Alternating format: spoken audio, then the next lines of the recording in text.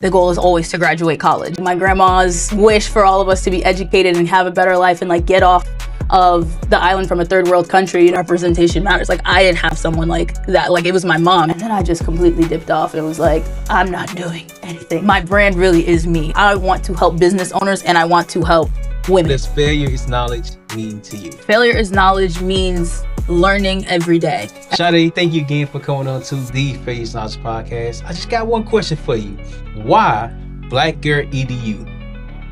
Because all collegiate students, no matter what color or shade you are, deserve to have access to every service they might need to get to that professional goal. The goal is always to graduate college, and so I feel like there's been a large decrease in specifically the colored women, or the women of color, graduation rate. Like when you feel like racially discriminated, or if you feel racially profiled, or you just don't have the support you need, or see anyone that looks like you, the graduation rate decreases down to 29%. So yeah, and so as someone with a master's degree and someone who's been so grateful to get all of these things, like I want to make sure that that percentage goes up in whatever way we can get it up. So that is why. One thing that I've learned, of course, I'm an African-American male, from born and raised in Little Rock, Arkansas. Mm-hmm. And my mom used to always say this, but I didn't understand until I got older. You have two strikes against you. You are a man, mm-hmm. You're a male, and you're black. Correct. And I'm like, why is that a strike? Then as I get older and start to see everything that's going on around the world, it's like, oh, that's why, because what you look like sometimes can be intimidating to other people. And when I was doing research on you, BlackGirlEDU is a representation of, well, you can be educated, you can be successful, but it just depends on if you're willing to go through that route. Correct. You went through that phase to understand that, well, I want to be educated. Why did you decide to become educated? I think education is power. Knowledge is power. And the more you know, the more you get out of life, and you only have one life to live. So you might as well take as many chances and opportunities as you can to be as successful and get the most out of life. Like I just look at all of our history and stuff, and we've gone through so much, and so is a lot of other people as well. But like being here I'm like so grateful. It's a privilege. You know what I mean? Like my story could have ended a couple different ways, but I have the opportunity and I've been blessed enough to get to where I am. So I want to make sure a lot of other people can also get as farther than me, regardless of their circumstance. If they want education, if they want resources and support, like it's out there. You just like, representation matters, like seeing is believing. So if like I need to be that person that's like, oh, I can get here, I can accomplish things, I can do that, then I want to be that person for someone. And especially if it's collegiate women, especially collegiate women of color, like we can make that graduation percentage higher than 29%, you know what I mean? So I think there's only like 11% of Black women with their master's degree. So that was even more staggering,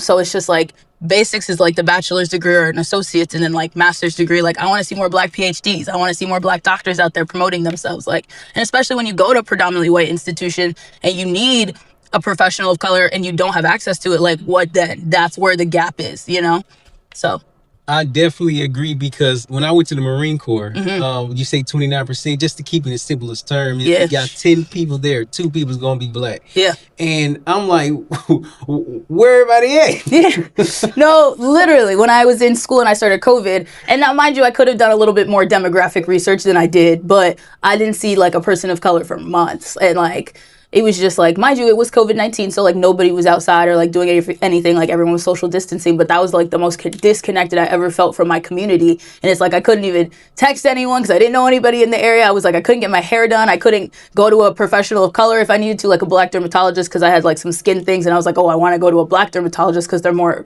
experienced with melanated skin, you know what I mean? So there was a lot of like struggle and trial and error in like my first couple years of college, but I figured it out, and I feel like I made the best of my situation. And I feel like if I can make anybody else's transition to like a predominantly white institution or any area where there might not be resources for you easier, then like I want to do that, And you definitely been doing it, because again, like I mentioned earlier, I've been doing a lot of research, and as I was doing the research, you said something about your mom. Like your mom is the inspiration to the woman that you are today. Yeah. And if I'm not mistaken, I could be saying the number wrong, but she's the a child of 13? Yeah. My mom's the youngest of 13. The youngest of 13. Okay. Correct. Okay. So how did your mom inspire you to become the woman that you are today? I'd even bring it back to my grandma, because my mom talks so highly of my grandma. Mm-hmm. And now I unfortunately never got the privilege of meeting her, but my mom had such a close relationship to her. And the one thing, so my entire family's from Haiti. They all grew up in Haiti. They got all their schooling in Haiti.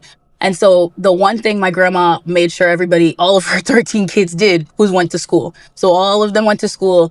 And so they all have like, they've been educated. So that's like the biggest blessing. And so being privileged enough to attend a privately owned university, get my master's degree from there, and now continue with the entrepreneurship certificate, I feel like it's just a really big, I would say, like, honor, I guess, for my family to be able to like get to this level of like privilege and just like make sure that like my grandma's wish for all of us to be educated and have a better life and like get off of the island from a third world country, you know what I mean, to like have a better life and to make as many opportunities as possible for my family. That's what I'm gonna do. So I feel like my mom inspires me to just be resilient and to keep going, to have faith in myself, and that anything is possible if you just keep going, have persistence, keep your mind on it, and yeah.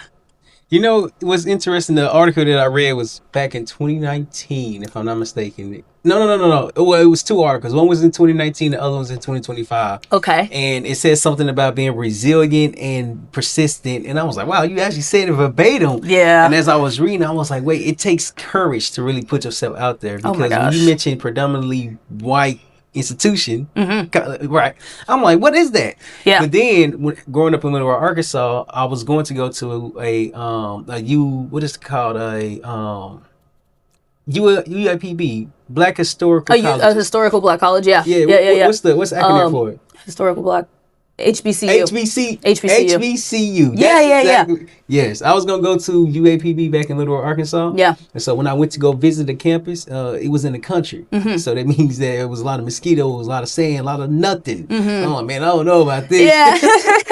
Definitely a big change for sure. Yeah. It's an adjustment, but I feel like you can make the best out of any situation with the right resources, and I kind of feel like that's exactly where I was going with my app and my idea. So yeah. I definitely agree, and you found a way to find your ideal customer that you want to serve. And it's what'd you say, what's your terminology? The girlies. It's the girlies. Yes, it's the girlies.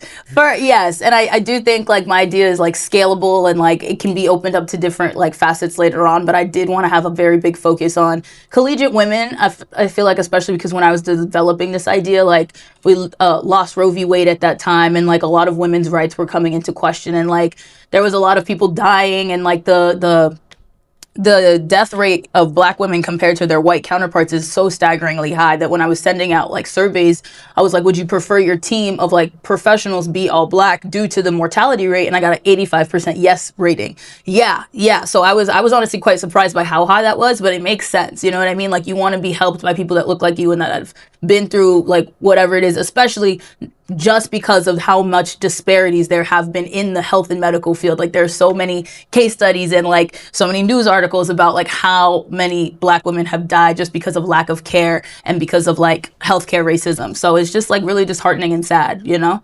So if I can make a difference in any way, like I want to do that. And also like uplifting those black professionals and uplifting those black voices, like especially black owned businesses in the area. Like it's Black History Month, man. Like let's promote and help everybody out. Like your service helps other people as well. So speaking of Black History Month, again, like I mentioned, Sade, I was doing a lot of research, and it mentioned that when you got into like understanding social media and everything that you wanted to do, you went out to black businesses and started helping them promote their business. And as I was reading, I was like, wow, you have to actually have a creative mind to see something that's not there. Yeah. You did that. Yeah. I mean, I tried. I feel like I was at a place where I was doing marketing for like just random businesses. Like they did different restaurants, they did like real estate, and like there was a hair salon, but like I didn't care about any of those businesses. And that's like nothing against them, but I also feel like the passion wasn't in it for me. Like I was like, why am I supporting them? Like, do I even get anything out of this business? And not that it has to be like a take and exchange, but it wasn't serving me like mentally, career wise, like it just wasn't serving me at all. So once that had ended, I was like, what do I do? Like I have all of these skills that like I can do things, but like I don't know who to help. And I was like, well, there's a lot of small black owned businesses in the area that probably need marketing help. And that was like the biggest reaction that I got of like people that wanted help and like just marketing advice and just like a listening ear. They just wanted someone to listen to them and be like, this is my pain point. Like, how can I make this into a profit, you know? So I was able to help some small Black owned businesses, like definitely make some like headway and like just keep up with their social media, which fed me. I feel like it was helping me. And like, those were businesses I was really like interested in. Like I was helping like a marketing, like graphic design, agency, as well as like a nonprofit that donated like braiding hair back to the community and stuff. So those were all like missions and like fields that I was like, oh, I really support, like I'm really like interested in what you're doing. Like I'd love to help you make it bigger and do things like that. So I feel like I'm a creature of passion, and if I'm not passionate about what I'm doing, it doesn't really coexist with me. So, you know, so I dig and I go and try and find things that I really like and I'm passionate about and things that make me excited. So that's where I found that. When I got into business, when I got to podcasting half a decade ago, and then I got into business like 2 years ago, right? There's a difference. For sure, for sure. Yes. It's crazy. Yeah. I didn't know it was a difference until I started really learning about business, learning the language of it. I went to this program called Action Zone. It's for a program for veterans to help them launch their business from idea to start to growth. Yeah. And when I went to this program, they talked a lot about who's your ideal customer. Yeah. I'm like everybody. Everybody needs social media. Yeah. You see the time that we're in now? Yeah. If you have a business, you need to be on social media. That's correct. And then I get feedback. Mm-hmm. Then I get like constructive criticism, like, okay, Terrell, yeah, great idea. Mm-hmm. However, if you're trying to serve everyone, you're serving no one. Correct. So I'm like, how do you know who to serve? Yeah. All these people here, how do you know? Yeah. So when it came to you understanding, well, yes, you have to have space in the small business space, but now you have to pivot again into a narrow demographic. How are you pivoting like that? I feel like something for me was go where you're appreciated. And like, I'm a very big person on like, I hate to say like vibes, but like I'm a big person on like aura and vibe and just like meeting people and reading people and just like going based off of energy. I'm a very big energy person. And so I feel like when I feel like my energy is getting expelled more than it's being fueled in and it's just not cohesive, then I that's when I find the door, exit stage left, you know? But when I'm in a room and I feel like I'm learning and I'm growing and I'm like, oh, these are like collaborative brains. Like these are like the people, like that's really what set it apart. It really wasn't just like, oh, white businesses versus Black businesses. It was like, no, where did I feel the most appreciated? Where did I feel the most like that I was learning and that I was growing and that I was contributing to society, you know? Like it was a complete difference. Of course. Yeah. People think people see your success today, but they don't see the amount of times that you pivot, the amount of times that you had doubt, the amount of times that you question yourself, like, is this going to work? Yeah. Why app? Like you develop an app, like you're in the process of developing an app. But why an app instead of just social media or Facebook group? Why go through the challenge of trying to put an app together? And it really is a challenge, to be honest.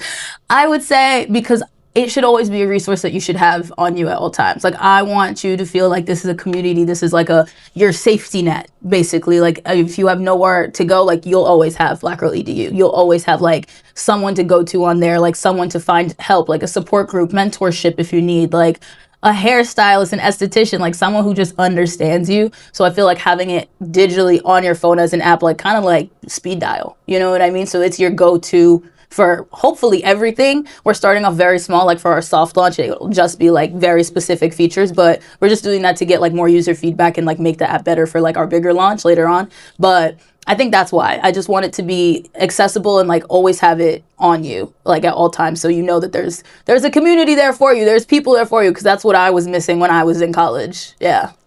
Representation and people that look like it matters. Like seeing people and like seeing is believing. So like when I was in school, I was like, wow, what am I gonna do, you know? And I was in musical theater at the time, and I was the only Black person in the program, and it was just like, dang, this is rough. And it's like, obviously, like, I think I was just thinking about logistics because like I'm the only Black person, so it's like not all the roles, but it's just like everything is pretty limited. They're not going to do shows with a lot of like colored people because a majority of us are white and stuff like that. And that's not to say you can't like racially swap characters or anything like that, but it's definitely a huge deciding factor. I hate to say it, but that's the truth, you know? So. And I'm glad you mentioned the musical. Yeah. Because, again, as I was doing research, I saw how you were involved with theater, and then you got your degree in theater, because you told me. But then when I looked it up, I was like, oh, that's what she's talking about. Yeah. It's really just understanding you're finding yourself. Yeah. Finding your passion, you finding what you are good at. Mm-hmm. And when you start to discover that, you start to put yourself first.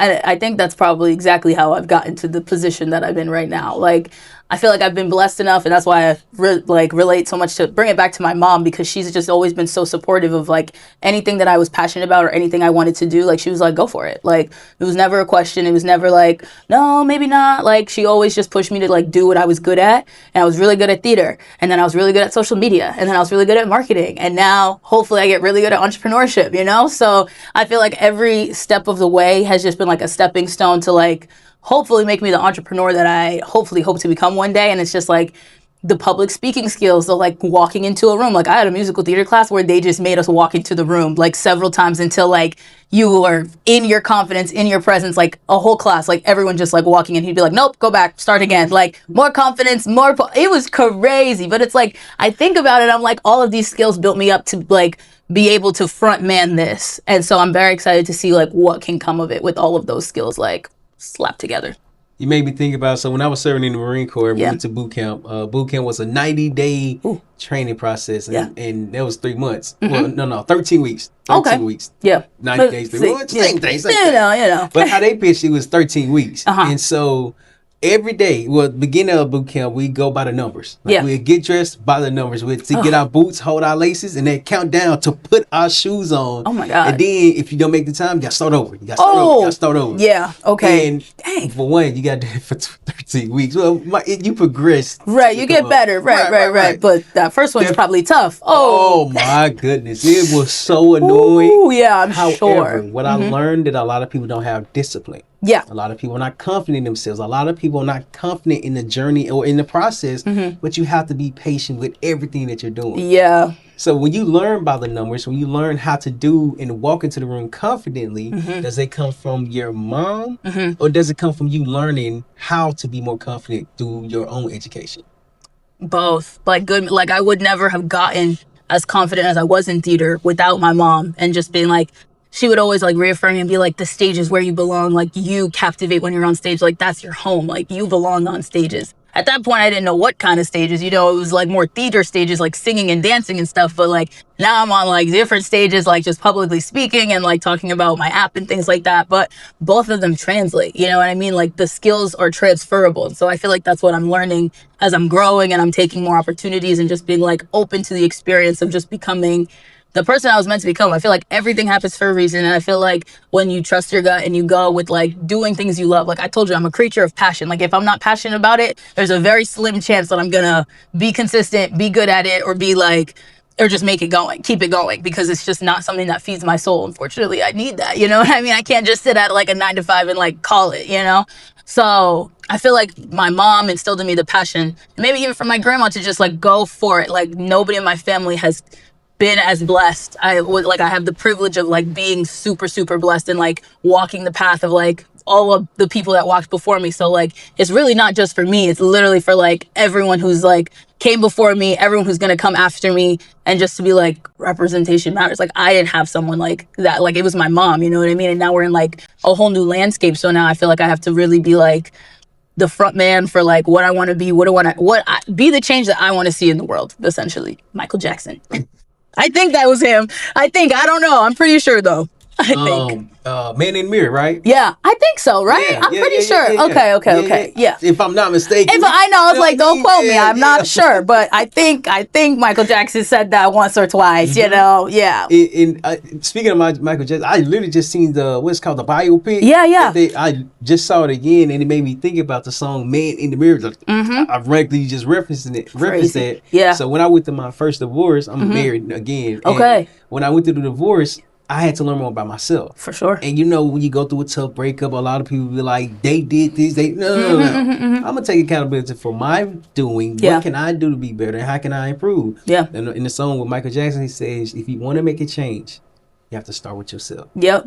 I said, he was on to something. Now he's on to something. I'm telling you. Listen to Mike. I'm telling you. Yeah. And I feel like everyone's like, how did you get out of that like dark place after you left your job? Because I feel like there's such a huge stigma around like getting fired from your first job. But I'm pretty sure I know half of all of my friends got fired from their first job, whether it was because of like company disorder or anything else. Like, it's just like the percentage is high.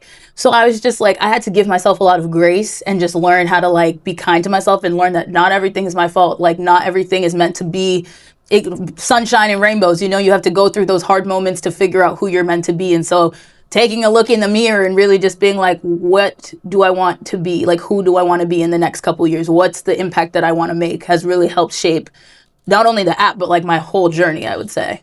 Okay, so speaking of your journey, because at the Phase Lots podcast, we talk a lot about failure. A lot of people see your app, a lot of people see your success, a lot of people see your articles, a lot of people see the previous success. But what about the failures? What about the moments when you second guess, like, man, is this going to actually work? Am I doing the things going to bring in revenue, or am I doing the things going to make an impact, or am I just believing it in myself? So what has been your biggest failure so far? Oof. Great question. I would say, honestly, like, my biggest failure was just not believing in myself. I feel like that's a hole that, like, I fell into, and I was like, oh, there's no need for this. Like, I didn't really need to do it. So I actually took, like, a sabbatical from my app project. Like, I created this concept in my master's degree program, and we needed, like, an exhibition project. So I was like, oh, like, this would be a good idea. Like, they always prompt you with, what's your wicked problem? And I was like, honestly, it took me a while to kind of figure it out, because I was like, I had such a good undergrad. Like, only that first 2 years was like a little shaky. But after that, I did everything. I was a tour guide, I was in a sorority, and I was like in leadership in both. Like, I really made the most of my time. But when I was thinking about it, I was like, oh, like, there could have been an app where, like, I saw resources of like how I could get my hair done. Like, I looked back at pictures of my freshman year and I'm like, that's rough. Like, I was going through a time, and that's okay. That is okay. But that's kind of how we cultivated that. And as soon as my master's degree was done, I was like, woo, I'm done. I don't have to do this anymore. And then I went back to work and I was like, oh, it's not very fulfilling for me. And I would like see my professors like at my job, because I used to work at Ulta, and they'd come and be like, how's the app going? Like, what are you doing? And I was like, that's funny. Nothing. I don't really know. And then like I would get texts from friends like, hey, do you have like a gynecologist in the area that you would recommend, or like a black like da-da-da? And I was like, I don't. I really don't. And then they were like, okay, so when are you making the app? And I was like, I really wasn't, to be honest. And then it just kept coming up and kept coming up.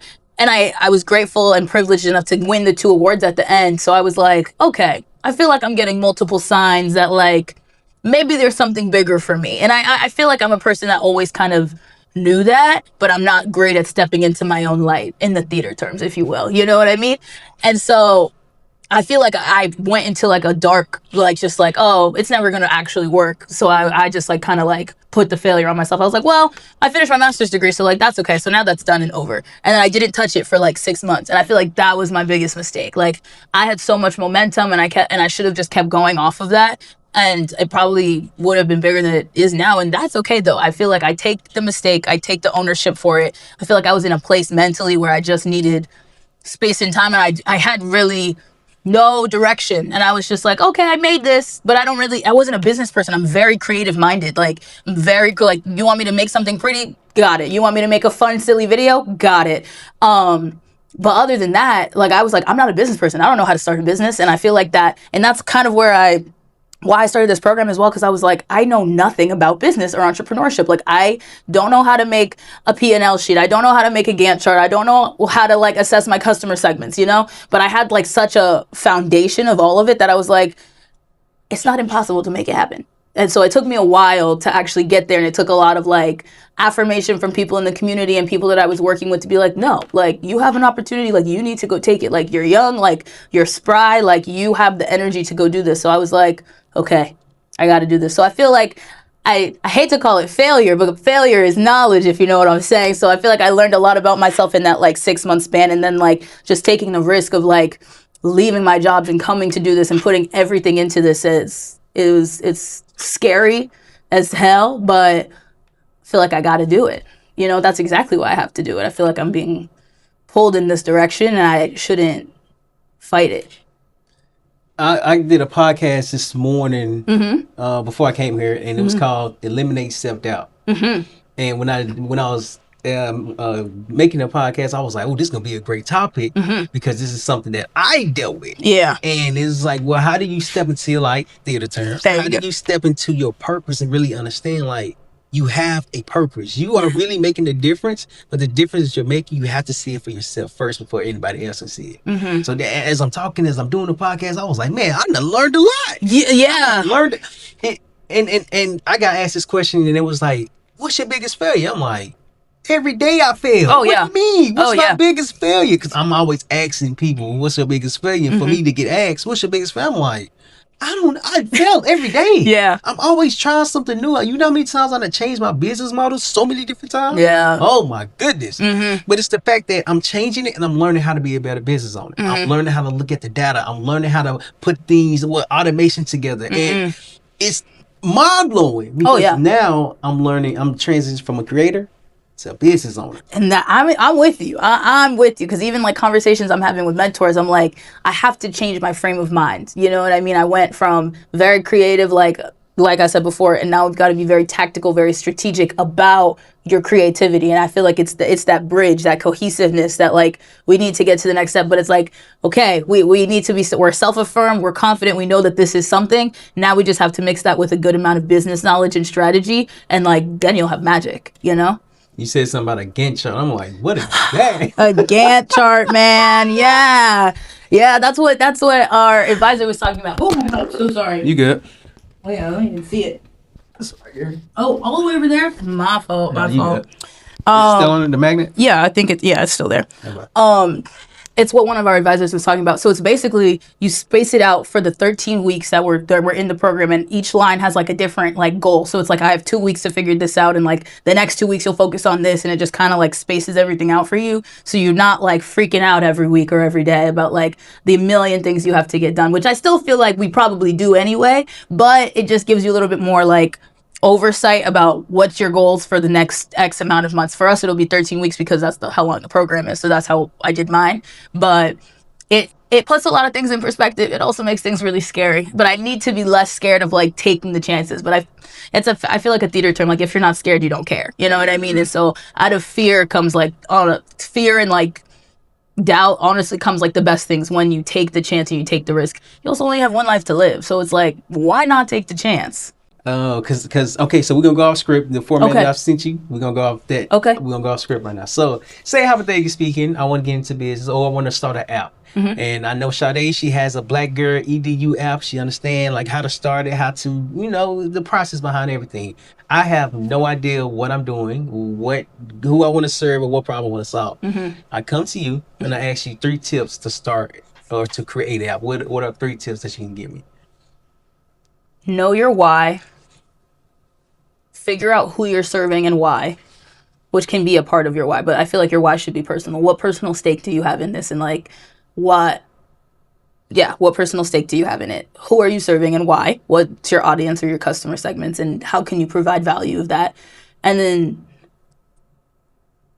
I think scalability is also like you have to think about how big it can get, other communities it can serve, and then like also just like you have to make sure like you've got the money to do this, because building an app is not cheap. Like building an app is not cheap at all. But it's like, do your vetting, find so much research. I would say actually that last one is research, whether it be customer research, user research, audience research, like mentor research. Talk to as many people as possible, get as much information as possible so you can have a very solid business plan and then go from there. And you can't be afraid of like not presenting yourself. I feel like one of my things right now is like, I'm really not the face of my app. Like I have a personal brand, which I feel like a lot of people know me for, but they don't really know me for the app. Why I haven't mixed them together? Self-doubt and fear, which is fine. I'm working on accepting that and like working through that, but it really is easier said than done. But I would say those are my 3 tips: your why, your customers' why, and then business plan. Data is, wait, what is it? What does Bert say? Data drives decisions. That's what he says. Data drives decisions. And I feel like we've been in the program for what, 3-4 weeks-ish? 3 weeks. Yep. And I finally feel like I'm kind of just now getting to the place where I have enough data to make a solid plan. But it took 3 weeks of being here and like talking to people and having more surveys and like really getting my logistics in order. to be really solid and be like, no, I can make this tangible. I can like really, really do this. So it gives you more of a sense of confidence, but you have to know why you're doing it. You have to know, is this going to, and if you're a person like me, am I passionate about this? Do I want to do this forever? Like, is this something I want to go and talk to people about every single day and I'm very, very passionate about? For me, yes. Who am I serving? Who am I going to be talking to? What communities am I going to be serving? And like, what do they get out of this? And it's like, for me, I've always been a person that's like, I love helping people. I love being helpful. That was always my thing. Like, I wanted to be a doctor. I was like, I'm going to save people's lives. Bad at math, so I didn't do that. I was like, oh, I'm an entertainer. Like, I was like, oh, okay, I love theater. Like, I can entertain people like up and down. I didn't really like it towards the senior year. I was like, okay, whatever. Then I was a social media intern and I worked in marketing and I was like, oh, I really like this. I'm in front of the camera a lot. I was like, okay, I'm learning like how to be personable and like build my personal brand. And I feel like that's kind of how that grew as well. And then I just completely dipped off and was like, I'm not doing anything. Like I said, self-doubt really drives a big hole in your decisions if you're not really confident in like knowing your why and who you're serving. So it took me a while to come back to my community and be like, no, I want to help these people. I want to help myself because I see myself in these people. And like, I want there to be this cohesiveness in our community that everyone feels welcome, you know? And then that plan, man, I feel like I'm honestly on step number 3 myself. So any advice I'd give, it's like I'm giving it back to myself. So data drives decisions, And so you can't fall back if you fall forward. So just taking the chance, learning every day, being open to new ideas and new personalities, and just like being open. I would say that's my biggest thing. Yeah. And earlier you mentioned something about going all in. And yeah. When you said that, excuse me, when you said that, you made me think about how you have to literally dream about your business. You have to talk about your business. You have to do your business. You have to reorganize your business. You have to literally be the focus of your business. And not even half a decade, 2.5 years ago, I started really understanding, okay, what business am I in? Yeah. At first it was the podcast business. At first it was social media. Then it was advertising. Then like later on down the line, it became the podcast production business. I'm like, well, why did it take so long for me to say podcast production? Yeah. Because I didn't even recognize it was production. I didn't recognize it's a form of like editing your podcast, publishing your podcast. That's production. Yeah. Recording is easy. And what about everything that comes after that? And I was like, oh, I got it now. I constantly wake up thinking about the podcast production business. I constantly go to sleep thinking about it. Yup. Dreaming about it. Eat thinking about it. So everything I'm doing, I'm constantly thinking about it because I'm all in. Yeah. You're all in now. Yeah. And it doesn't seem like it's scary to you now. Oh, is that how it looks on the outside? That's crazy. I put up a good front, but I'm a big advocate of like faking it is making it, and just like you don't have to. I'm not saying like fake everything, but like be the person you see yourself being. And I feel like that's kind of how I've been able to take all of these bold choices. Like I quit all of my jobs last week. Like I'm a person who's always worked even when I didn't have to, like in high school. I've always had a job. I've always just like been like a hustler, I would say. Like I'm a go-getter. Like I always like to be in activities and doing things. And some would even say overbook. I overbooked myself all the time because that's just like the person that I was. And so getting accepted into the program, I was like, oh no, I'm going to keep my jobs. Like it'll be okay. Like I'll be here 2 days out of the week. But then I was like, when I was only here 2 days, those other days I wasn't here, I was just thinking about what I'd be doing if I was sitting here at the desk, if I was doing different meetings, if I was like making more progress on like the app, like where I could be. And then I had a manager, she talked to me and I was like tossing up. I was like, should I go part-time? Like, I don't really want to leave, but like, I might have to. Like, I feel like I'm very much at like a crossroads. And she was like, think about all the people who you beat out to get this spot, who would have been there every single day, taking every single opportunity, taking advantage of all of the resources that you have, because we have an abundant amount of resources here that I would have never thought of. And I went to school here for 5 years, you know what I mean? So I was like, when she said that, it kind of really put it in perspective to me. Like, you never really know when your last day is going to be. And so like, what do you want to spend your time doing?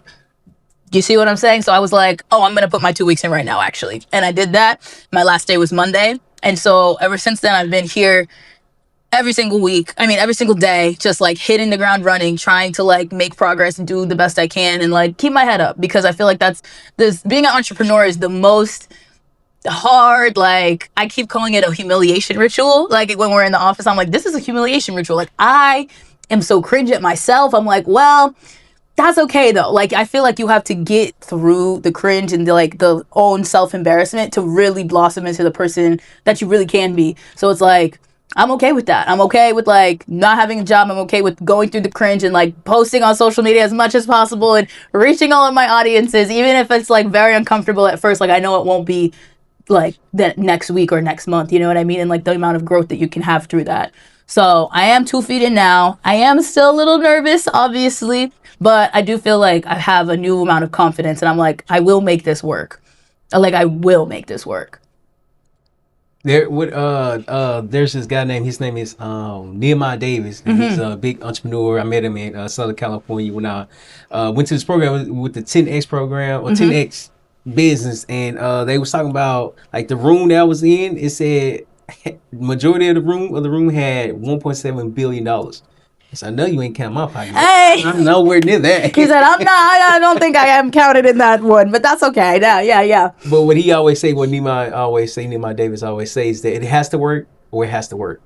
And like now when you are 2 feet in, it's like there's no other option. There's no plan B. It literally has to work because it has to work. And now I understand why he said so much now. So you just made me understand it. You made me think about, you said here. Yeah. Here is the Spartan Incubator Program at University of Tampa Entrepreneurship Law Center. God, I thought it was a mouthful. It is. It is a mouthful. And as someone who went here for 5 years. I was just about to ask that. Undergrad and master's degree. And mind you, I was a tour guide and I traveled for the university and I was talking all about the university. I thought I knew everything. Oh, I knew nothing. Like, now that I'm in this program, I'm like, it's so much more than what I ever could have fathomed. And I'm just so grateful to be here and have the opportunity to build my business with all of the support that I have around me. So that's why I'm like, it has to work. And if it doesn't work unless I work. So I'm going to be here every day and I'm going to work, So, yeah. When I started to understand, because I was in another program, Actions on the Game. Yeah. There was what's the low hanging fruit? Like, what's getting people in the door? And I thought of it. I'm like, podcasts. Yeah. People are literally tuning in to not only tuning in, but people are reaching out to get onto the podcast. Yeah. But here's the kicker.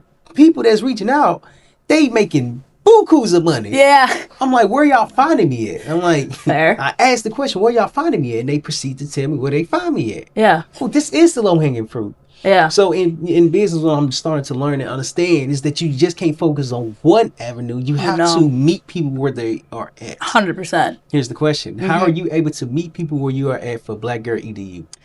One thing about me, and I feel like my brand really is me. I'm selling myself, and the root of it is that I want to help business owners and I want to help women.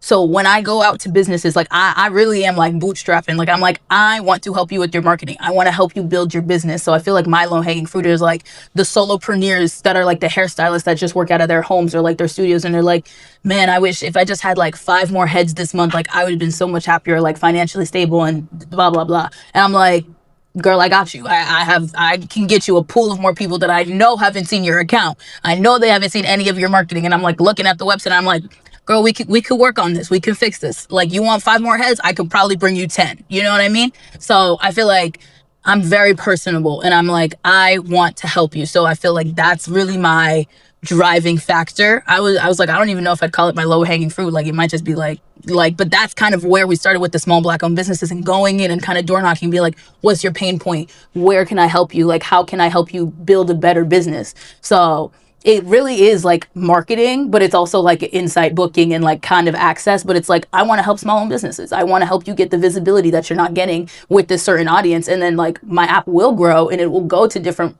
populations in different sectors and stuff like that. So maybe even it'll just be an app to get the best Black lawyer in Tampa, the best Black real estate agent. If you I'm rooting for everybody Black, Issa Rae said, you know what I mean? And even if you're not, if you just want to find professionals in the area that are verified and trusted, you don't have to be Black. You can use the app as well. So I feel I can grow in different facets, but there's definitely a root core factor is I want to help the small owned businesses that aren't getting the visibility. I want to help those people that are just kind of like Keith Lee, those businesses that are about to close that don't need to close if the community just knew, you know what I mean? It's all about access and information. Information is power, knowledge is power. So I feel digging that into our community especially is just fruitful. You really can't have any bad consequence from that. I definitely agree. And you said something that I wanted to mention. What was it? It was good. It was good. It was good. Not the representation piece. Dang, it was good. What was it? But you said something about Keith Lee and made me think about something else. So fair enough. Fair. I love him. I love him. Yeah, yeah. So the fact that he understood, it's not just about recording videos. Yeah. Like you literally are marketing yourself. That's what it was. You're marketing yourself, and a lot of business owners don't know how to market themselves. Yeah. In the new digital age. Yeah, yeah. Like yes, the old traditional way it worked when I had you know what 1 million cups is? No, actually. It's like a pitch presentation where you go and pitch your business and to small business, and they give you feedback before you go and present. Nice. And I gave the presentation around advertising. I was like, advertising is good, digital is good. Yeah. And I was like, the billboards here and everything that's here, that's old. You know, they don't work like as much as that. Was like, it works. Yeah, it works. That's why people still do it. Yeah. So I'm like, dang, like what's the business? Like, yeah, I don't know what the business is. Right. When I started to narrow down the problem that I was solving, Bert said this as well. You have to focus on the problem. Yeah. I'm like, bruh, what problem? Yeah. That's so fair. That's so fair. Yeah. And I feel like it's hard to pinpoint sometimes because when you're looking at it from a bigger picture, it's like there's so much that goes into it. But what you got to get I feel like I've been saying now, just like getting the hair out of the way, like especially getting all the feedback from different mentors and stuff like that. Like you're just taking in so much at one time. Like when you're able to separate, like, here's my problem, here's how I provide a solution, then it's like really simple, you know? And then you can build outwards and then look outwards and expand. But if you don't have your why, you don't have your problem, then you're not solving anything for anyone, including yourself, you know? I edited Justin podcast, and I got the clip, and I'm literally editing. I'm like, oh, this is good. I'm fixing like smaller details. Yeah. And I was like, this is what I was struggling with this whole time. Yeah. Editing. Oh, really? Yeah. Yes. Yeah. And I'm going to even tell you, because like I said, I used to work at a marketing company, and I have a TikTok that's almost at 10,000 followers. But it's like most of the comments I get are like, "Oh my God, your editing is so fun! Like it reminds me of like Emma Chamberlain," which like is such a compliment to me because I'm like, that's just how my brain works. Like I'm like, But don't ask me how many videos are recorded sitting in my camera roll because I don't want to edit them. Like editing is really like time, and it's like creativity, and it's like it's a lot, and it's mentally draining. I feel like, and it's so my brain's always like, well, you could do that later, you know? And it's like, the statistics are though, like if you film a video and you don't edit it that same day, the likelihood that it's getting posted is like literally 20%, which is like, okay, which is true. So I'm just trying to be better about consistency, showing up for my personal brand, being the face of this brand, and like just standing in it. Cause I feel like everyone says it, like when you start social media, it's like your best friends, your family, like those are going to be the people that are like, okay, like, okay. Like it'll be a stranger that's really supporting you the most, but it's like, they'll see the value in it at one point. You just can't worry about what your close people are thinking, you know? And so I feel like I've been like struggling about that, but taking the steps, you have to take the steps. And it's like, I watched the Kim Kardashian. Oh my God! The social media masterclass. Yes, I watched the masterclass. Yeah. I watched the masterclass, and I was just like, her whole thing about posting on social media, that whole aspect, I literally was like, this is exactly where I'm lacking. You know what I mean? And being able to pinpoint that and be like, okay, Sade, like, it's not funny anymore. You have to lock in. Like, you are your brand, and if you're not visible, you're not helping anybody. Yeah. So I don't know if you saw it, but when I was editing, I had to chop out up, because I learned how to do the ASMR, because I thought that, like doing that editing format was like really challenging. I just do like the time lapse and have it go but I'm like, I want the sound effects. I don't know why I didn't think about adding sound effects for the editing, but I'm like, but then you have to outsource them. You'd have to outsource them. Not everything comes from the same website. Like copyright. Oh my God! Don't get me started on the ping and the copyright. You got to be specific. So ASMR is like so funny. But like, you got to be really specific about like where the mic is and like how much sound, because if you could get raw sound, that's like the best. But like, sifting through the other ones and on the websites, the paid ones, it's just like, it's so much. And that's the other thing with editing. Like, it's all like a system. Like, you have to go through all of those steps to get your final product. And once it's done, it's like, oh my gosh, it's fantastic. That's amazing. It took a while to get there, but it's like effort, work. Like, it's gonna, and you won't be as slow as you are that first time. You know what I mean? Just consistency is key, and like building up your repetition, like literally putting in reps. Like I have to honestly think about it like working out. Yeah. And you mentioned Kim Kardashian. When I watched it twice. I honestly feel like I need to watch it again. Yeah. It was really good. Wait like a week. Okay. Wait like a week. Yeah. So that way, like the information that she said the first time, it makes sense. Like, especially when she sat down with the business owners. Yeah. And she explained, like, hey, you're really good at this, but you lacking in this area. Yeah. I'm like, what? Yeah. It mind blowing. And I recommend any business owner watch it. Like if you're looking like just for any information, because I feel like I keep going about it and I'm like, I just want to be a sponge. I need to listen to as many people as possible. I need to like take in as much as possible and just learn. And I feel like Bert's whole thing was like, you're in a program where you can learn from so many people's mistakes. Like we are all business owners who have failed and succeeded. So it's like have as many conversations as possible so that you don't fail as hard as some other people have. Like you literally use these people as a stepping stone. And I'm like so appreciative of that. I'm like, this is I'm so grateful for this opportunity. And then just listening to Kim and just like being like, you can make almost anything tangible. You just have to believe. Like obviously you have to have like the investors and revenue and stuff like that. But an idea is where you start, and then it's all about structure from there, structure and discipline. And then I keep reading it every time I walk down the hallway. A quote from Steve Jobs, like the only difference between the only difference between successful businesses and businesses that fail is perseverance. So it's like, I'm gonna show up every day. Like, I'm gonna look like a fool sometimes, and that's okay. But we're gonna make it work. Like we are gonna show up for ourselves every day for the business because I feel like it means something. And so did Kim. Kim always believed that it meant something. It would help people, and I was like, I'm the same thing. This has been great. So we got one final sip because we can go all day. I know. When you said, I'm like, oh my goodness, but it's just so many different challenges that a business owner, a startup has to go through. But that's okay. You have to fail. Yes. Don't be afraid to fail, but you have to fail. We have one last segment, and it's called Best for Last. Okay. And it's where I ask you 4 questions and you answer within 30 seconds. Okay. Okay. Here we go. Okay, you ready? I think so, yeah. Question number 1, what are you grateful for? Life, family, friends. Yes. And having enough money to do this, honestly. Yeah, because yes. Continue. 30 seconds. Yes. Do you, I'm going to ask, because the camera's on me, so I'm going to ask that question again. Oh, okay. What are you grateful for? I am grateful for life. Hopefully for a very long time. I wake up every day very grateful that I'm here. I'm grateful for my family, the amount of support that I have and the support system that is around me. And faith. I'm very grateful to just like believe in myself, have confidence in myself, and have the faith enough to like take the chance, because a lot of people don't, and that's a hard thing to get. Yeah. Question number 2, do you have any regrets? No regrets, because failure is knowledge, and I've learned through every single thing that has happened. Okay. Question number 3. What is your biggest takeaway by being the founder of BlackGirlEDU? That anything is possible. Anything is possible. Representation matters, but anything is possible. I definitely agree. And then last question. What does failure is knowledge mean to you? Failure is knowledge means learning every day. And that, like I said before, I'm going to quote Olivia Dean again.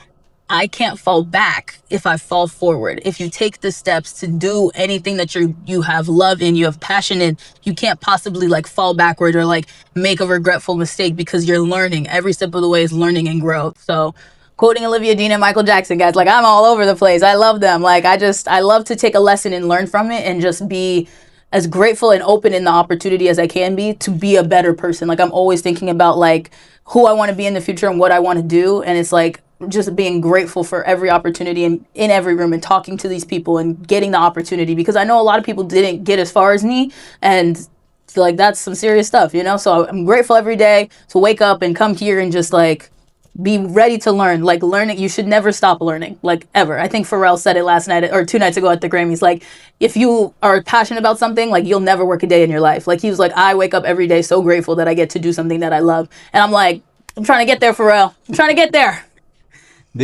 Sade, this has been great. I've definitely learned a lot. How can people learn about you? How can they learn about BlackGirlEDU? How can they connect with you? Yes, so my socials are at Sade Bassan, and you can find BlackGirlEDU at BlackGirlEDU. Some of them have 2 U's at the end. And my website for my marketing consulting company, Shota Media, has a little page on it for BlackGirlEDU. That whole site will be launching February 11th. and hoping to have a soft launch for Black Girl EDU at the end of February. You should also, if you're on UT or USF's campus, let me know, because I'm going to do some trivia events, and I'm hoping to speak at some BSUs and some sororities over the next few days or weeks as well. And happy Black History Month, guys. I'm hoping to connect. Yes. This has been great. This has been great. So what I'm starting to do is close with a good quote. Yeah. So a quote on my behalf is, well, I actually got it from Innovate. At weekly at U Temple. The podcast is here at the Low Center, and my quote is, "Never be afraid to fail, because the lesson that you learn is right behind the failure." That's correct. And then, would you like to share one? A quote? Oh my gosh. Oh, there's so many quotes around the building, and I've said like 3 of them. Your own quote. Oh, my own quote. Oh, okay. Oh. Dang, I've been quoting so many other people because I love some quotes. I would say, find your passion. Don't be afraid. Go for it. There you have it. Sade, again, thank you for coming on to the Phase Knowledge Podcast. What was your biggest takeaway with being on the podcast? My biggest takeaway is that communication and collaboration, like, drive creativity. I would say, like, the more conversations I have, especially this one, like, it just makes me feel so much more in tune with what I'm doing, where I'm going, and why I'm doing it in the first place. So I feel like that would drive creativity in anything you do. So just keep talking, keep imagining, keep dreaming, because you can really do anything you put your mind to. Like, you might just need to have a few more conversations, you know? I definitely agree. And then second question, for someone that's hesitant to come on to the Phase Knowledge Podcast, what's one piece of advice that you give them? Don't be. Just be open. Be open to talking, be open to communicating. The more open you are, like, you're more open to different perceptions and perspectives, because, like, one person's reality may be not your perspective, but, like, you can be able to read it and understand it and be like, okay, I totally understand that. And that helps you not only as a person, but as a business owner. So I'm telling you, conversation and collaboration is, like, undervalued. I feel like in some spaces, like, business owners just don't want to talk. They only want to talk business, and they just don't really want to go into anything else, which I get it, because we're working 9 to 5 all times, like, at all hours of the day. But these are the conversations that really fuel your next steps, your next journey, like your next big development, your next big venture. And you never know unless you're having an active part in these conversations. So just be open. Be open.